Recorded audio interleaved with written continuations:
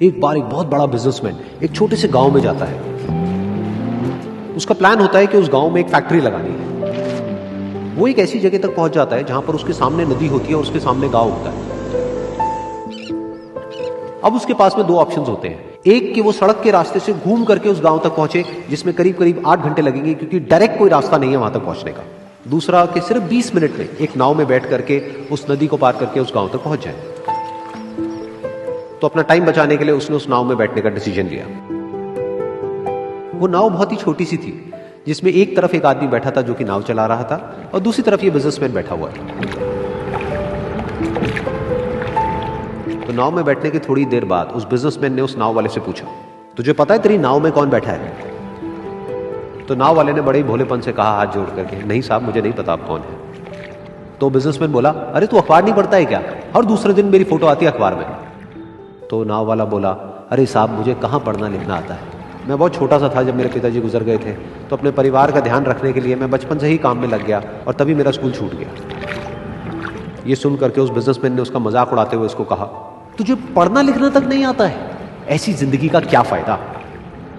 ये सुन करके उस नाव वाले को बुरा तो लगा, लेकिन उसने कुछ नहीं कहा।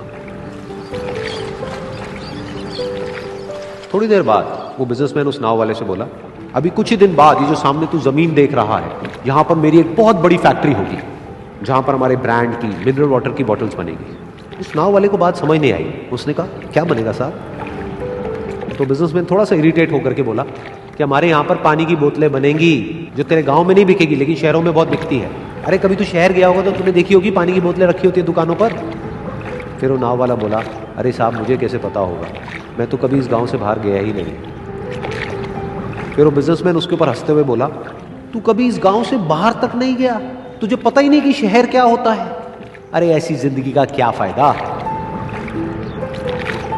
उसकी ये बात सुन करके उस नाव वाले को सच में लगने लगा कि मेरी जिंदगी शायद किसी काम की नहीं है।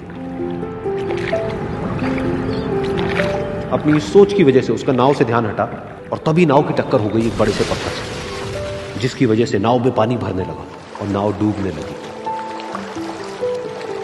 उस जगह पर पानी बहुत ही गहरा था और किनारा दूर था।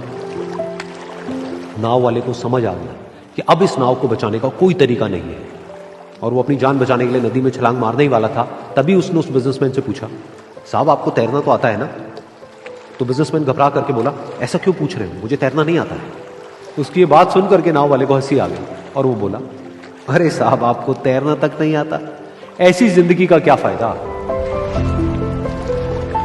ये सुन करके उस बिजनेसमैन को अपनी गलती का एहसास हुआ और वो हाथ जोड़ करके उस नाव वाले से बोला, तुम जो कहोगे मैं तुम्हें दूंगा, बस मेरी जान बचा लो।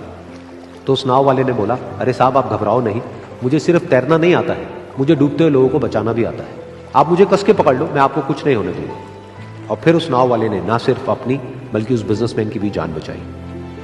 तो इस कहानी से हम एक बहुत बड़ी सीख ले सकते हैं कि हमें जिंदगी में कभी भी किसी का भी मजाक नहीं उड़ाना चाहिए या उसको अपने से कम नहीं समझना चाहिए, क्योंकि हमें नहीं पता कि हमें कब, कहां, कैसे, किसकी जरूरत पड़ जाए।